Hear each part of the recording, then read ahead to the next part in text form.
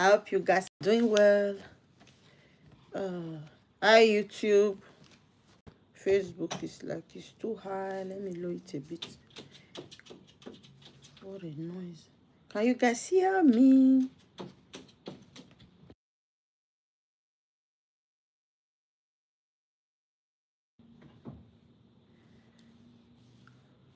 Oh.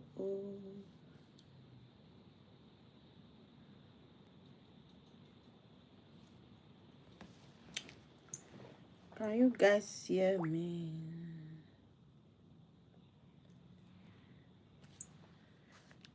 All right. I don't know what I touched. I switched the. Okay. Welcome back. Yes. I hope we are all good. We are continuing with our topic. Today is we are telling the difference between anxiety and depression. Yesterday we talked about skills on how to manage depression. We talked about at least 10 or 12 coping skills. So, hey, hi dear. Anu, welcome. Are you all right? Thank you for coming. Thanks. I appreciate. So as we said yesterday that anxiety is typically about yes. Yeah, excessive worry and fear and about future events. Good. When you have anxiety, it will look as if your brain is stuck in overdrive. Yes, on my bio, you go to my page, you will see it. My WhatsApp number is there. Go to my YouTube page. You see my WhatsApp number is there. Yes. So that is that. You see it there. So anxiety is your brain constantly scanning for danger. When you see people like that, you know they have excessive anxiety. You hear them saying things that you can't even believe. So we already talked about it yesterday, so we are not going to dwell on it today. So the symptoms, there are a lot. Raising thoughts, overthinking, restlessness, difficulty in sleeping, and it has physical symptoms. Oh, you are watching from India? Okay. Sweating, muscle tension, trouble sleeping and concentrating, which we dealt with yesterday. All right. But today we'll be talking about depression, because a lot of people tends to kind of, yeah, we know that anxiety and depression, they often get lumped together, but they are actually quite distinct in how they show or how people feel about it. Okay, so it's not the same thing. Can you hear me? I don't even know if it's high enough. I was trying to do it just now, then I now turn it up. Hope you can hear me. All right. So, but depression, on the other hand, is often about persistent low mood. You see people that are very, every time they have low mood, they are moody constantly. They lost interest in so many things, in things they are not interested. They don't want to go out. They don't have pleasure in things, even the things they usually love to do, things they enjoy doing, they don't want to do it anymore. It's quite different from anxiety. You see it? So it can feel like a heavy fog that won't lift. So that is how sometimes you can Hi Ben, thanks for coming. What did you write?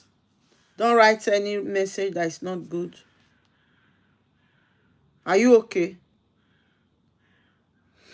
You are one of the depressed people I'm caring for today, so it's good. You get it? You are here again. Once I'm doing a nice topic, that's when you will always come.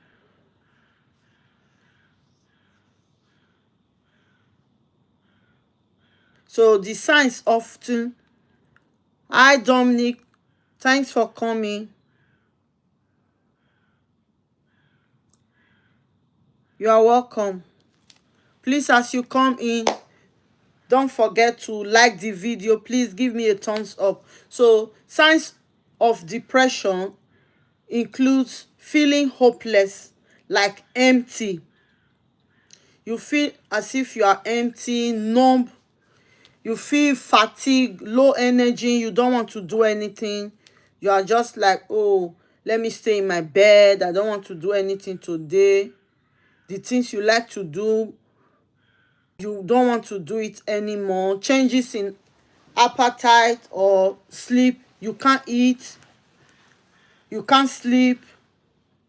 Difficulty in finding motivation or joy in daily life. You don't want to do many things that you normally do before. So that's what is known as depression. It's different from anxiety. Yeah, it's the same. Greg, thank you for coming. Stay in bed, but when it's like just like today, I didn't like to do anything. I just like to stay in my bed for a few hours. That is different. But when it's persistent, hi Teddy Fisher, welcome. But when you continue to do it every day for then it becomes something that is of great importance. So that's why yesterday we talked about blogs. Thank you for coming. I'm all right. So anxiety and depression, they can overlap, yes. But someone might feel anxious and depressed at the same time, but it's very dangerous, which can make it harder to untangle what's really going on with that person. You having depression and anxiety together, it calls for something. Okay, Ben, now I know who you are. That won't stop me from saying what I'm saying. So you see it? So like that, it becomes so difficult. But there are ways that you can cope with it. It's still the same. The same coping method for depression is also for anxiety. Exercise is very, very crucial. You need to exercise a lot, like taking a walk. Yesterday I was saying 1 hour. Some people cannot do it, not even 30 minutes. But at least if you're able to exercise, you're able to take a walk for 20 minutes, it will be of great help. It will be of great help. It will help you a lot. A lot, a lot, a lot. Just taking a walk for just 20 minutes,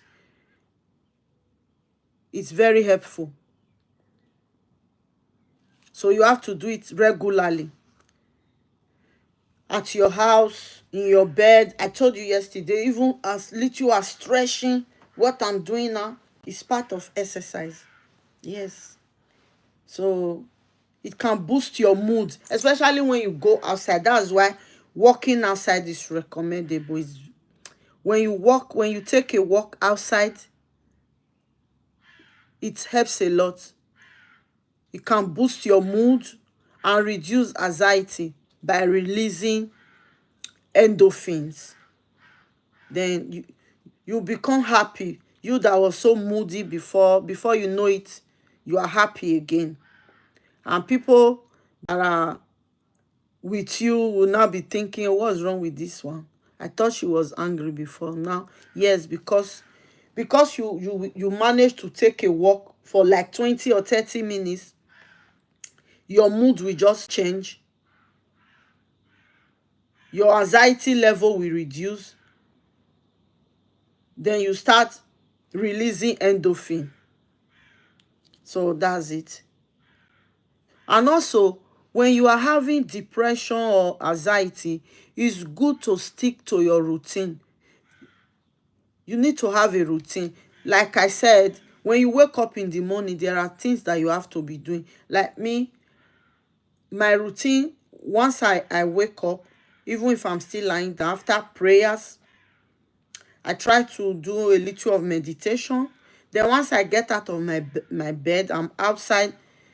The first thing I have to do is to do my exercise, whether it's 2 minutes, it's 5 minutes. Then I try to go on my bike. I try to like 500 steps. And so when you stick to a routine, it can help you a lot, because structure brings predictability, which can ease anxious thought. So because you already have a structure, your anxiety level will also reduce and lift depressive fog, because you are structured, you know what you are doing. And it's also good for your sleep hygiene. You understand? You have to aim for consistent sleep, because that one is another very big thing.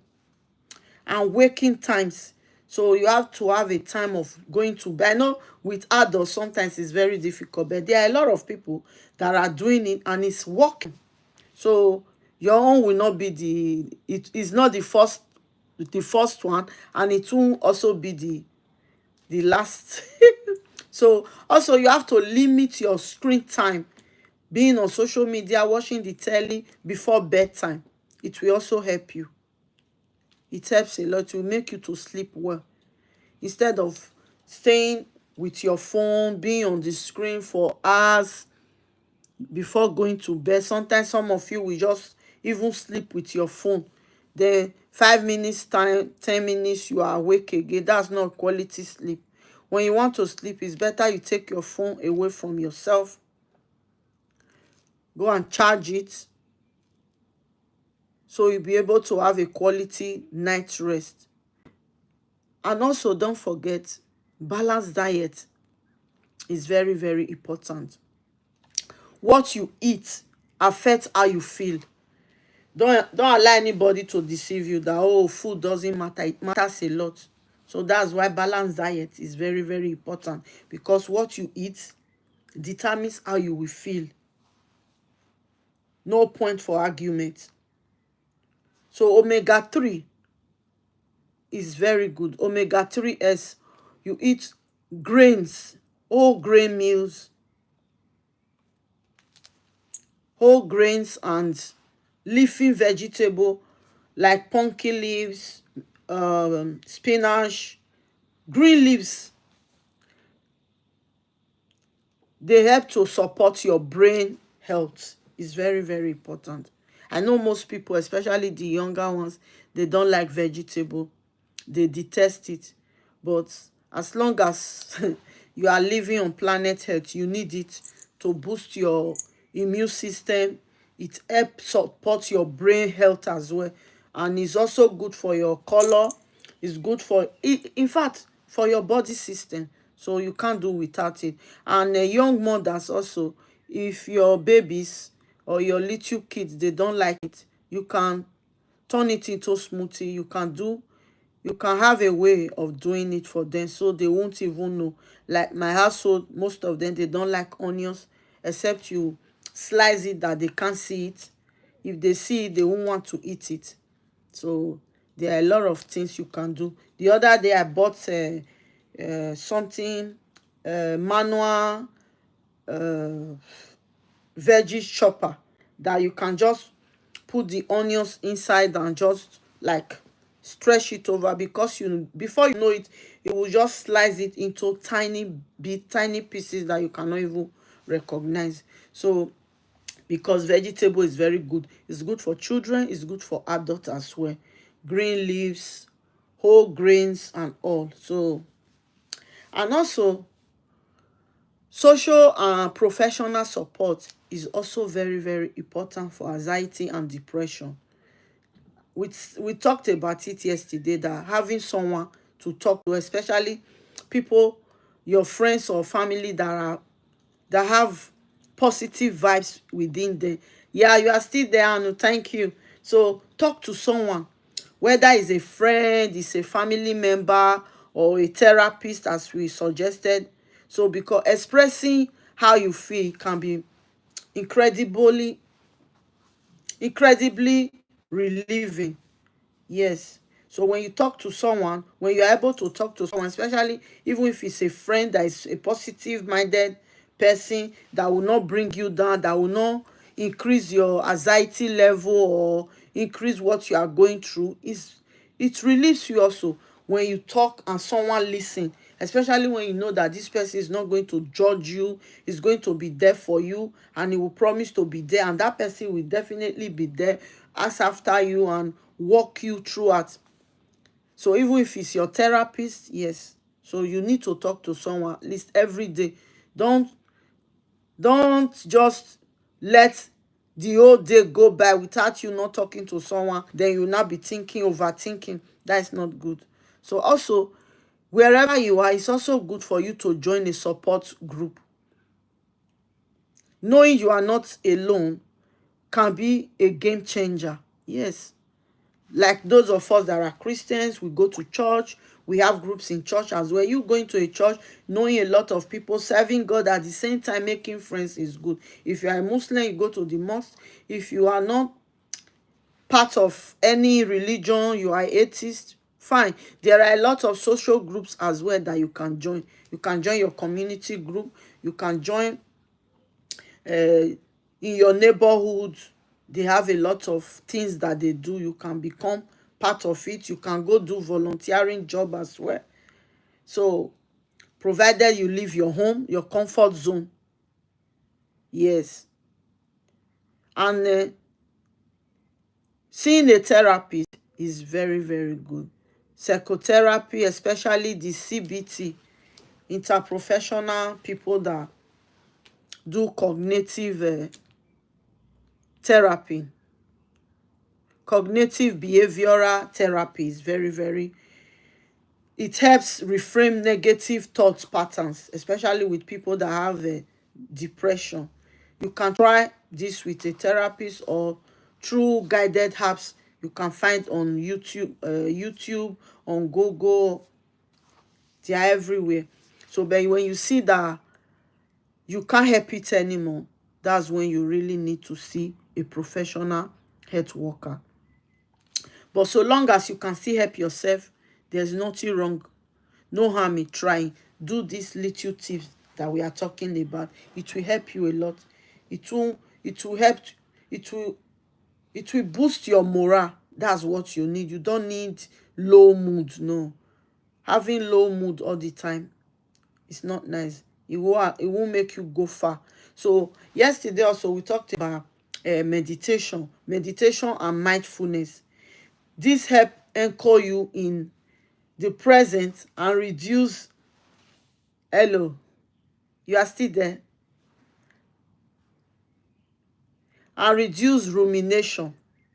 So a common feature of both anxiety and depression. So mindfulness and meditation is also very, very good. I know a lot of people, they are not used to these things. That's why I recommended yesterday, when you go on YouTube, you see a lot of meditation there. There are guides for 5 minutes. Try it out. It's very, very good.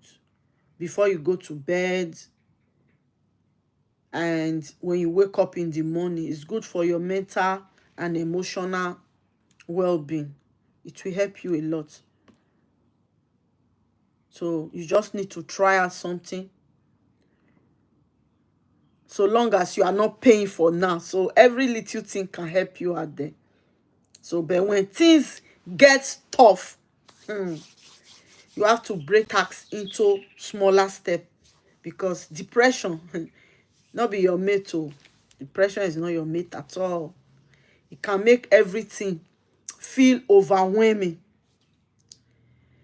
Tiny wins matters. So when you do things step by step, little bits, then you find out that you are enjoying it back again. So because when there's so much pile up, your house is dirty, you don't know how to clean it up, you start by just cleaning your table. You go to your dining, start by cleaning your dining table. You'll be thinking, oh, I haven't done much. It doesn't matter. No matter how little. And we talked about gratitude yesterday as well. It's very important. The little one you did, be grateful. Appreciate yourself. It helps a long way as well. So also try to limit stimulants. It's not good. But I know yesterday I talked about having a cup of tea or a cup of coffee just once a day is enough. But when you have depression, coffee and alcohol can worsen symptoms for some people. It's not everybody, you understand? So I don't have to generalize, but for some people, even when they are not depressed or they don't have any anxiety, when they drink even one cup of coffee, they can't even sleep. They are no more themselves, so they start behaving in funny ways. Or alcohol, even one glass of alcohol, a lot of people that I know, they can't even take any alcohol. So couple with this anxiety and depression, so it's not good for some people. So just stay clear. You have to know what your body can take. You have to have a limit. So even if you are the type that likes drinking, drink a bit, cut it down. If you are the one that normally drink 3 cups of coffee like me, I like drinking my coffee, but now try and cut it down. So even as you age, as an older woman, coffee is also not good for you. So try and limit it. So I won't tell you don't drink it at all. It won't help as well. So limit it. That's the only thing I can say for now. So as I was saying before, I chip this in. We need to practice self-compassion. We have to be compassionate to ourselves. We have to be kind to ourselves. When we are praying for others, like me, I pray for everybody, all mothers, that God should bless us, even the children that He has given to us, for them to be kind to us in our old age. So also we have to pray for ourselves, for you yourself, to be kind and compassionate to your own self. Don't you know that sometimes you yourself can be so hard and so bad to you? Yes, it's not only people that can be bad to yourself. Sometimes you yourself, you harm yourself, you do bad to yourself. So try as much as possible to practice self-compassion, self-kindness, self-motivation, self-love that I always preach, positivity. Because loving yourself is the best medicine that you can ever find. So be gentle with yourself. Healing, as you know, is not linear. No. So try as much as possible to help yourself. Because if you are waiting for someone to help you, it might not work until you start putting effort, until you start helping yourself. You will be surprised how fast healing will come. So if you are interested, if you want to build a personalized coping plan or suggestion, you can contact me as well, depending on what type of support that you need most. So